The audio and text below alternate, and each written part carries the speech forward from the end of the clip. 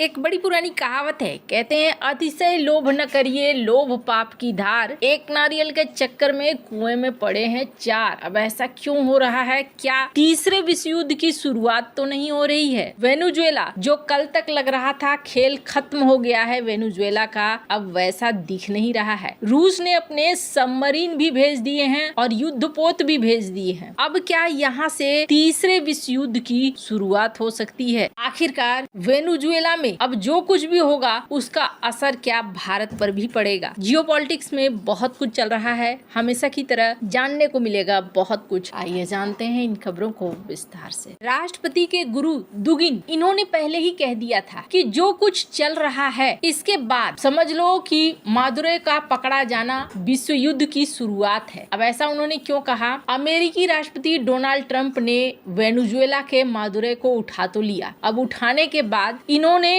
नई अंतरिम सरकार पर सख्त शर्तें थोप दी है। पिछले हफ्ते अमेरिकी हमलों के बाद निकोलस मादुरो को पकड़कर अमेरिका ले जाया गया और अब अंतरिम राष्ट्रपति डेल्सी रोड्रिगेज के सामने ट्रंप की टीम ने साफ साफ कह दिया कि अगर ज्यादा तेल निकालना और बेचना है तो पहले चीन, रूस, ईरान, क्यूबा से सभी आर्थिक रिश्तों को तोड़ने होंगे। ट्रंप प्रशासन चाहता है कि वेनेजुएला ऑयल प्रोडक्शन में सिर्फ अमेरिका के साथ ही साझेदारी करे और अपना भारी कच्चा तेल बेचते वक्त अमेरिका को ही तरजीह दे। कहा जा रहा है कि ट्रंप की ये मांगे वेनेजुएला के नए लीडरशिप के लिए अनिवार्य है। ये जो ट्वीट आप देख रहे हैं, इस ट्वीट में ये बातें दिखी भी थी, जिसमें डोनाल्ड ट्रंप ने सीधे सीधे कह दिया कि वेनेजुएला हमें 30 से 40 मिलियन बैरल देने वाला है तेल, और इसके जो पैसे का पेमेंट होगा वो हिसाब किताब भी मैं ही देखूंगा और मैं ही उस देश के ऊपर खर्च करूंगा। ये एक तरीके से लग रहा था जैसे वेनेजुएला में पूरी तरीके से घुस गया अमेरिका और अमेरिका की ही अब चलेगी। अब ऐसे में जब राजनीतिक उथल पुथल के बीच ट्रंप ने दावा किया है कि अब वेनेजुएला अमेरिका के ही कंट्रोल में है, ट्रंप प्रशासन ने वेनेजुएला की अंतरिम सरकार को साफ साफ बता दिया कि अपने विशाल तेल भंडार से ज्यादा प्रोडक्शन का इजाजत तुम्हें तभी मिलेगा जब ये शर्तें मान लो। पहली शर्त ये है कि इन देशों को बाहर निकालो, इनके साथ सारे आर्थिक संबंध खत्म कर लो, और दूसरा ये कि सिर्फ हमारे ही देश के साथ पार्टनरशिप बनाओ। अमेरिकी विदेश मंत्री मार्को रूबियो ने सांसदों को बंद कमरे में ब्रीफिंग दी कि वेनेजुएला पर दबाव बनाना आसान है क्योंकि उनके मौजूदा तेल टैंकर पहले से ही भरे पड़े हैं, मतलब बिना नए प्रोडक्शन के वे ज्यादा तेल नहीं बेच पाएंगे और अर्थव्यवस्था पर बोझ बढ़ेगा। यही वजह है कि ट्रंप प्रशासन को लगता है कि अंतरिम राष्ट्रपति डेल्सी रोड्रिगेज इन शर्तों को मानने पर मजबूर हो जाएंगी। वेनेजुएला दुनिया के सबसे बड़े तेल भंडार वाला देश है, लेकिन सालों से झेल रहे संकट और प्रतिबंधों से उसकी तेल इंडस्ट्री बुरी तरीके से प्रभावित हुई है। ट्रंप का मानना है कि अमेरिकी कंपनियां इसे फिर से पटरी पर ला सकती हैं, लेकिन इसके लिए वहां की सरकार को अमेरिकी सरकार की शर्तें माननी होंगी। अब इन्होंने जिस तरीके से किया, ऐसे में अब एक बड़ा टेंशन शुरू हो गया है। जैसे ये बात निकल कर आई, ब्लूमबर्ग की एक रिपोर्ट देखिए, चाइना ने कहा कि अमेरिका ये क्या कर रहा है, अमेरिका जो कर रहा है ये बुली करना हुआ, ये बिल्कुल भी ठीक नहीं है, हम तो तेल खरीदेंगे, हमारा अच्छा खासा इन्वेस्टमेंट है यहाँ पर। अब यहाँ पर मामला सिर्फ यहीं तक नहीं रह गया, रूस का ऑयल टैंकर यहाँ से निकल रहा था और ये ऑयल टैंकर रूस को पहुंचने वाला था, लेकिन अचानक से ऐसा लगने लगा कि रूस के इस ऑयल टैंकर के ऊपर हमला हो सकता है और हो सकता है कि इस ऑयल टैंकर को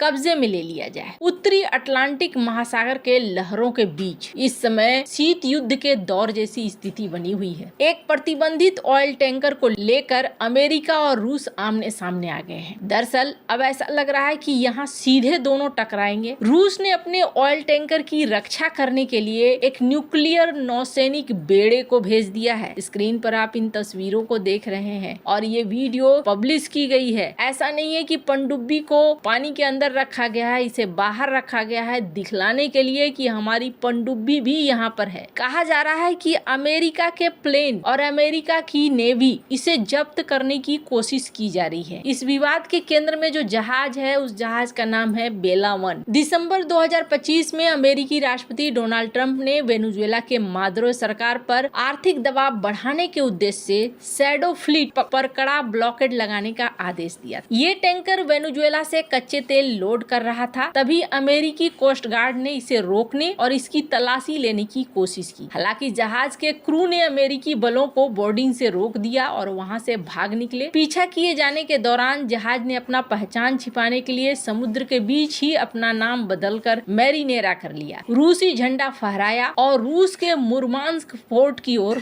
रुख कर दिया। शैडो फ्लीट उन पुराने और अस्पष्ट स्वामित्व वाले जहाजों को कहा जाता है जो ईरान, रूस और वेनेजुएला जैसे प्रतिबंधित देशों के साथ तेल के व्यापार को जिंदा रखते हैं। ये जहाज अक्सर अपनी पहचान छिपाने के लिए कई हथकंडे अपनाते हैं, जैसे जहाज के ऑटोमेटिक आइडेंटिफिकेशन सिस्टम को बंद करना, गलत लोकेशन दिखाना, पकड़े जाने से बचने के लिए बार बार रजिस्ट्रेशन और झंडा बदलना। मैरीनेरा का इतिहास भी ऐसा ही है। ये पहले ईरानी तेल चीन पहुंचाने के लिए 2024 में अमेरिकी प्रतिबंध झेल चुका है। जब अमेरिकी कोस्ट गार्ड ने अंतर्राष्ट्रीय जल क्षेत्र में मैरीनेरा का पीछा जारी रखा तो रूस ने इसे अपनी संप्रभुता पर हमला बताया। रूस ने तुरंत अपनी नॉर्दर्न फ्लीट से एक पनडुब्बी, कई अन्य युद्धपोतों को टैंकर के एस्कॉर्ट्स के लिए भेज दिया है। रूसी मीडिया ने ये फुटेज वगैरह जारी किए हैं। रूसी सैन्य सुरक्षा के साए में ये टैंकर ठीक पीछे चल रहा है। अमेरिकी जहाज भी तैनात है। ऐसे आपको बता दूं, अब ये एक बार फिर से क्यूबा जैसा संकट यहाँ देखने को मिल रहा है। एक गलती और यहाँ पर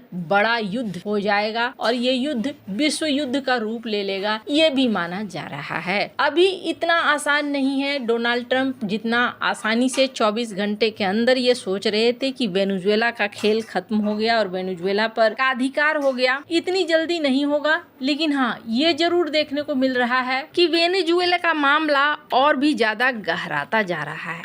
वैसे आपको बता दूं, आपके मन में सवाल आएगा कि किन किन देशों को अभी मना किया है बेचने से। तो इसमें चाइना है, रूस है, क्यूबा है, भारत का नाम इसमें नहीं है। रिलायंस इंडस्ट्री जो वेनेजुएला के साथ एक लंबा कारोबार करती रही है, माना जा रहा है कि इनका व्यापार ठीक उसी तरीके से चलेगा। पर देखना होगा क्या यहाँ पर ये तीसरे विश्व युद्ध की तरफ तो नहीं बढ़ेगा। अब अमेरिका इस टैंकर को छूता है या फिर इसे यूं ही छोड़ देता है। कुछ वैसा ही सीन लग रहा है जैसे कि भारत के समय में हुआ था, जब 1971 में जब रूस ने अपना न्यूक्लियर सबमरीन भारत में न्यूक्लियर सबमरीन भेज दिया था, भारत के करीब में है। अब यहाँ पर कहानी थोड़ी अलग सी हो रही है। खैर, जिस तरफ चीजें बढ़ रही हैं, ऐसे में तो यही लग रहा है कि ग्रीनलैंड, वेनेजुएला, ईरान, ये सब कुछ थाली में परोस कर नहीं मिलने वाला है अमेरिका को। इसके लिए बहुत मुश्किलें आगे रखी हुई हैं। वैसे आपको क्या लगता है इन सब मामले में, आपकी क्या राय है, कमेंट कर जरूर बताएं। जल्द मिलते हैं अगले वीडियो में नई खबर के साथ।